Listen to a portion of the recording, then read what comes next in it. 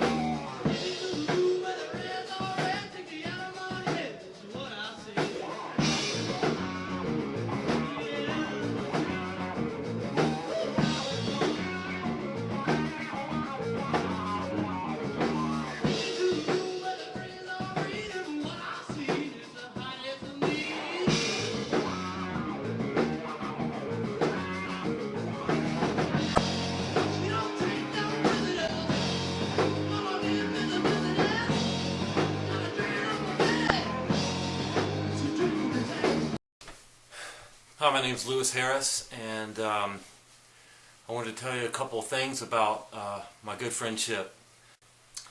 The way I remember it, I was playing with some guys, like southern rock, country rock, out by Buckrow Beach, and a little bungalow right on the corner, right by the beach. And so lots of people coming through, a lot of musicians would stop by and everything. And one of those musicians, I believe, one day was Rigel Russell. And he came in, brought his guitar, and I think we played, and I remember thinking he was great, because he is, and also we knew a lot of the same songs, and it wasn't really the style of the band I was in. Well, a few months later, I got a call from Rigel, and he got my number from the guy, Jimmy Jones, and called me up, asked me to come play, and so that sounded like a great idea. So, at the time, I don't think I had a car, and so they had to come get me. Rigel was in the Air Force, like Chip was at the time, and they had to come get me, but Rigel didn't come. It was Chip and this guy Eric, neither of whom I'd ever met before. So, you know, this is back in the days when you could get in the car with a couple of strange military men and not feel threatened about it. But anyway, I remember that ride over back to the barracks because we were going down the interstate, and you have to pass by Hampton Coliseum to get there. And right about as we were going by, I just happened to say, "So where are we playing tonight?" And Chip said, "Well, you see that building over there?" Which was the Coliseum. "We got a surprise for you." And you know, it's one of those little things I remember about my first meeting with Chip.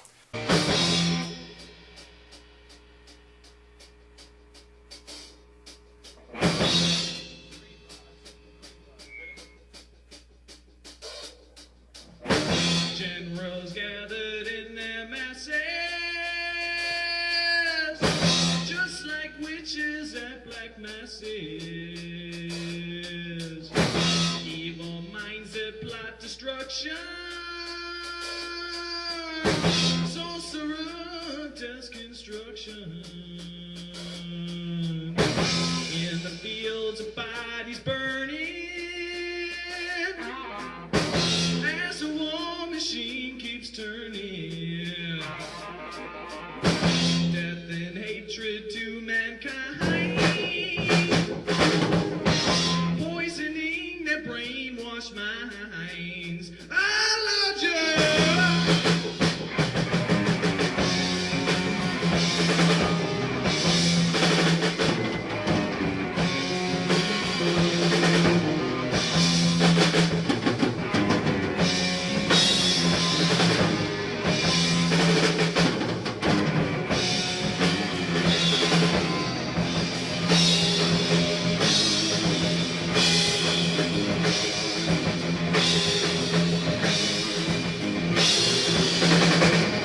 Nasty Magic formed, it was Rigel. He's more or less the leader of the band, and Chip, his sidekick, sort of, and me and a buddy of mine from high school, Todd Hartless, on the drums. And we used to practice in Todd's bedroom, and I remember his mother coming up one night and saying how good we sounded, except for I don't like that song that goes na na na na na na na na na.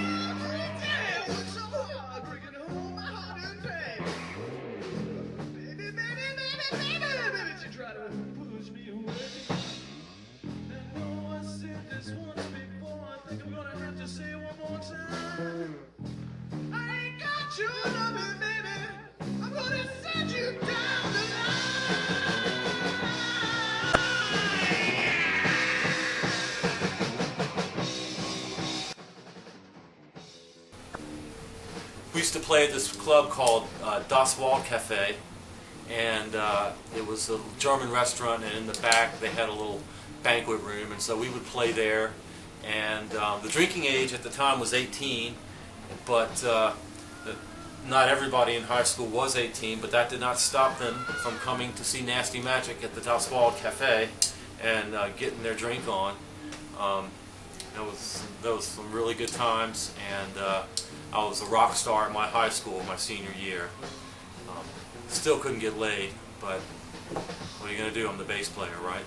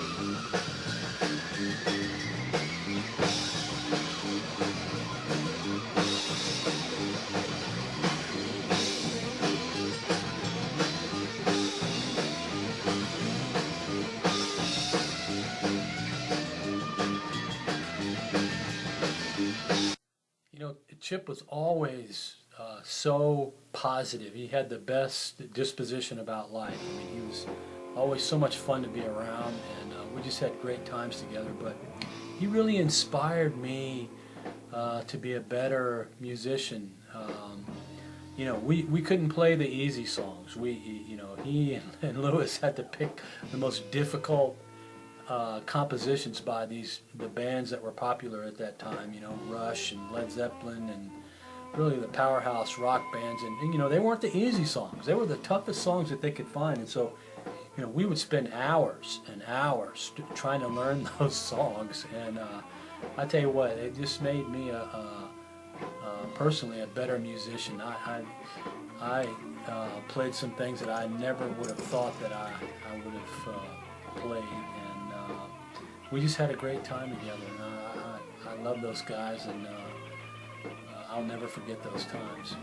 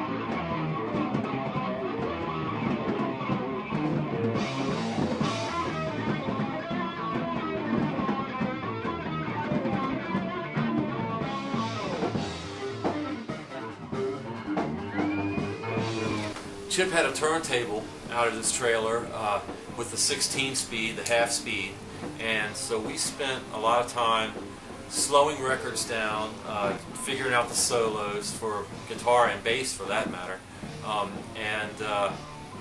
You know, I've always wondered, did other people do that? You know, those are incredible memories for me because I don't think at that time in my life, I don't think there was anybody else I would have rather been hanging with than Chip, and Bobby for that matter once he got in the band.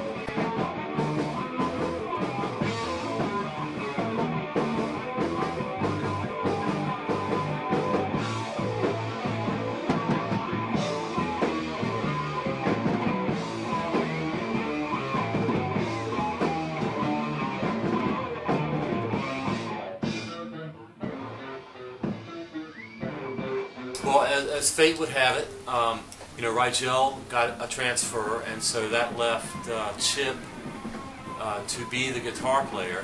And the transformation of Chip's from being the rhythm guitar player to the lead player and the driving force, you know, of the band, the guitar, and the lead singer. We all sang, but you know, Chip sang backup, lead, and he quickly picked up, you know, how to play lead and how to be the guitar playing centerpiece of a three-piece band. And I mean, that has influenced me for the rest of my life because I've been with the same two guys in my band Bucket, a three-piece, for over 20 years, and really I've always been uncomfortable with having more than one guitar in the band. So I credit Nasty Magic and how good that felt with setting the course for me.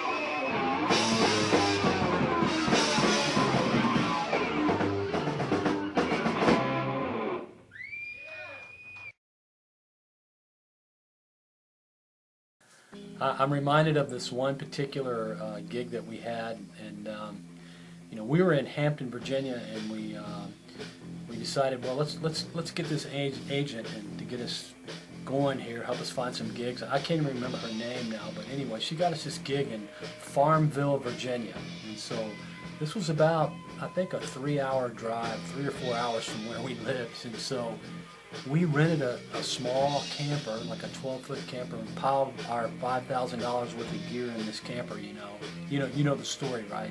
The musicians, the typical musicians, they've got $5,000 worth of gear, and they travel 500 miles to do a 5-hour gig and get paid $50, right? Yeah. Well, that's kind of the story here. We went out to Farmville. And this is a college town, you know, in Virginia, and so we get there. And we set up, and the place is pretty empty, you know, and so we're thinking, okay, well, it'll liven up here after 9, 10 o'clock, you know. Well, it turns out, you know, it's spring break, and everyone's gone home. So the whole town is dead, man, you know, and so anyway, we do our thing. We play the night, and at the end of the night, the owner, the bar owner, comes up and he says, well, guys, I'm sorry, but we're not going to be able to pay you, you know, what we promised you. You know, you didn't really draw a crowd. And so, you know, we're saying, well, you know, wait a minute, we drove all this way, and, you know, our crowd didn't follow us here. We expected we'd find a crowd here in a college town, and So anyway, you know, he apologized and he said, "Well, I'm sorry, it's just not going to work out." And so anyway, we sat there and we all talked about it, and I don't know whose idea it was, but you know, probably Chip, and you know, we just decided, well, we're not leaving. We don't have a place to stay anyway. We're just going to stay here. And so, you know, after a while, the bar owner comes back over to us and he says, "Hey, aren't you guys going to pack up and get your stuff together and move on out of here?" And so we you know, we answered, you know, "No, we're just going to stay here." And so he looks at us, puzzled, you know, and so he says, "Well, I guess I'll just have to call the police." And so you know, he walked away, and so we thought about it and we said, well, you know, maybe that's a good idea. And so we just sat there and he came back over, you know, and we said, he says, well, you know, what's the deal? Are you guys going to pack up here? And he said, no, we're just going to hang out here until the police get here. Well, make a long story short, he paid us all of our money, and and we went along our way. So good times.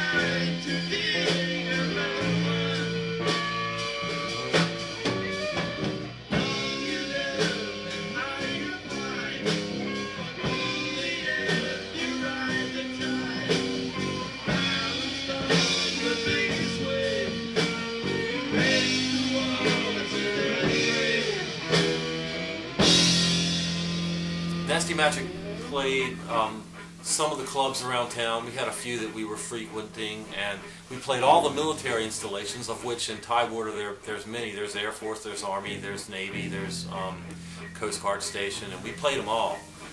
One particular Navy-based gig comes to mind. Patty will love this. I noticed that Chip and a particular enlisted lady seemed to be kind of chummy on this particular night, and you know, they were kind of making eyes at each other, and at one point I remember hearing the guitar just go, and I looked over there, and from the stage this girl had her arm around Chip's neck and in a lip lock, you know, and he's on stage with his guitar bending over, you know. It was hilarious. Sorry, Patty.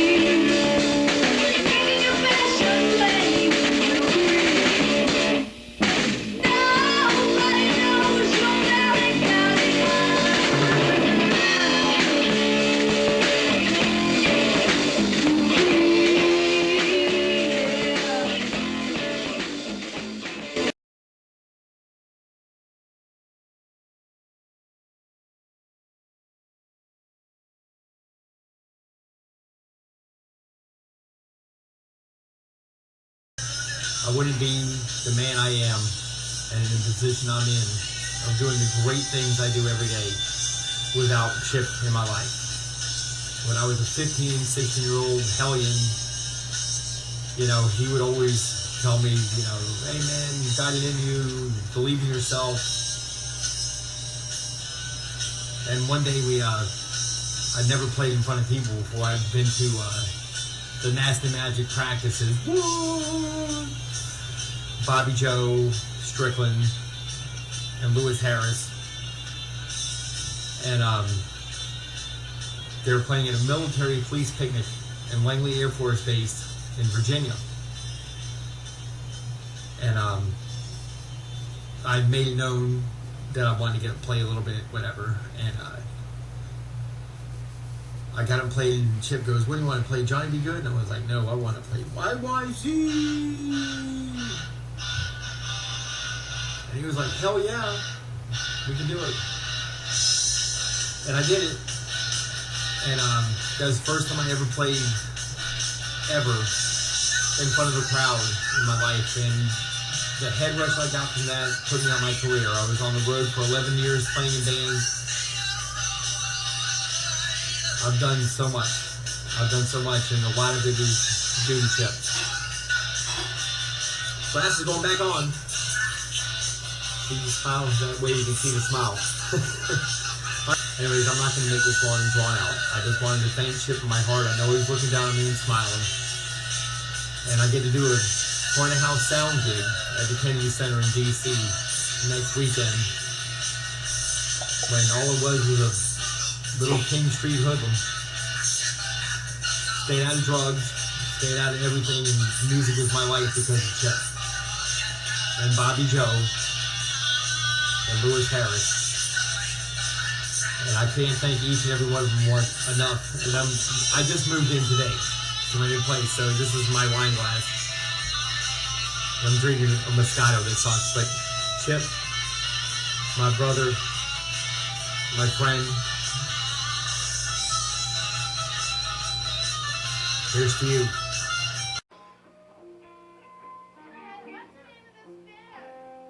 The name of this band is Nasty Magic.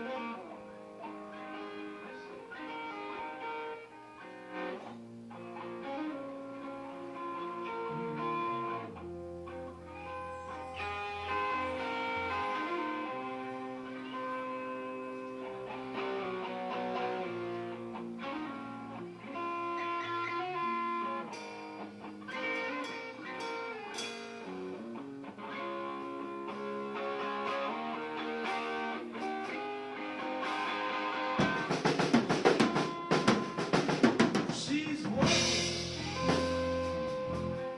through the crowd with a circus line. That's what it's about. I'd just like for Joe's family to know that I'm truly sorry for your loss. I share your grief, and you know, I'll never forget him. I mean, he's with me, and I know he's with you guys, and he'll always be with us. And I think that's all we can do is just hope for that. Love you, Chip. Comes to me with 1,000 smiles. She gives to me free. It's alright, she said. It's alright. Take it there you want to leave.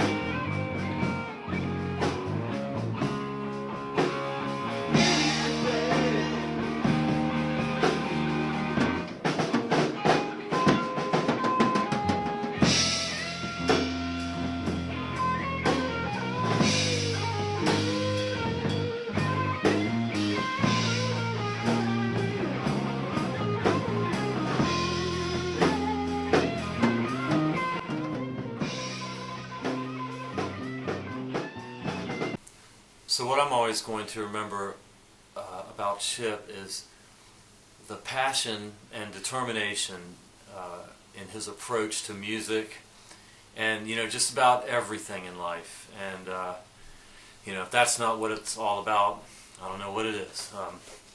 And also, you know, what a positive influence he was. In fact, the entire Nasty Magic experience, you know, was on my growth as a person and a musician. I'll never forget it. I'll never forget him.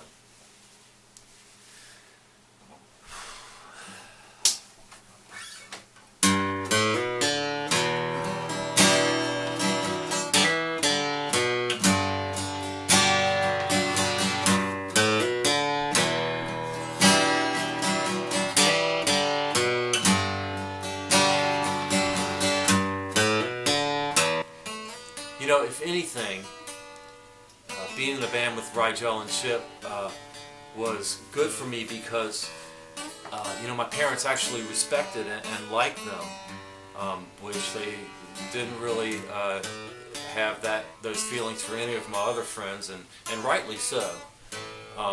But you know, I think they saw something in the band that we were good, and that maybe there was hope for me that I was on the right track, and I kind of credit Chip with them feeling that I was ready to have my own car. So you think you can tell heaven from hell, blue skies from pain? Can you tell a green field from a cold steel ray, a smile from a veil? Do you think you can tell? Did they get you to trade your heroes for ghosts, hot ashes for trees, hot air for a cool breeze, cold comfort for change? Did you exchange a walk-on part in the war for a lead role in a cage? I like to think I was a good influence on Chip's music with what I knew about the guitar, because I had a lot of lessons and Chip had not had any, really. He was totally self-taught and totally friend-taught, which is a great way to go. You know, he set a great example for me. He was a positive person. He was a can-do person, whether it was helping me fix my car, or you know, getting stuff done, or making the phone calls to book shows, you know, whatever. Chip was a can-do personality, and that was a big influence on me.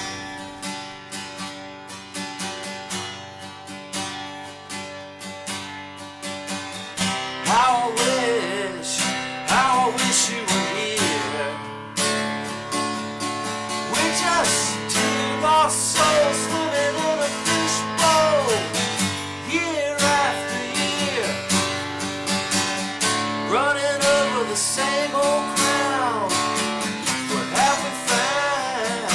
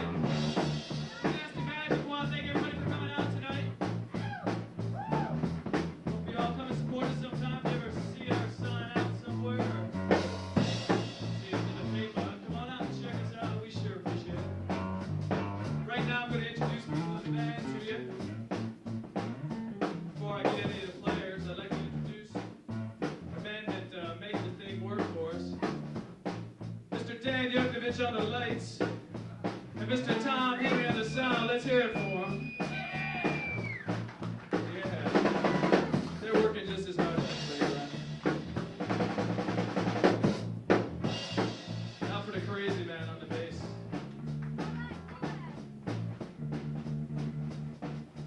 Mr. Lewis Harris.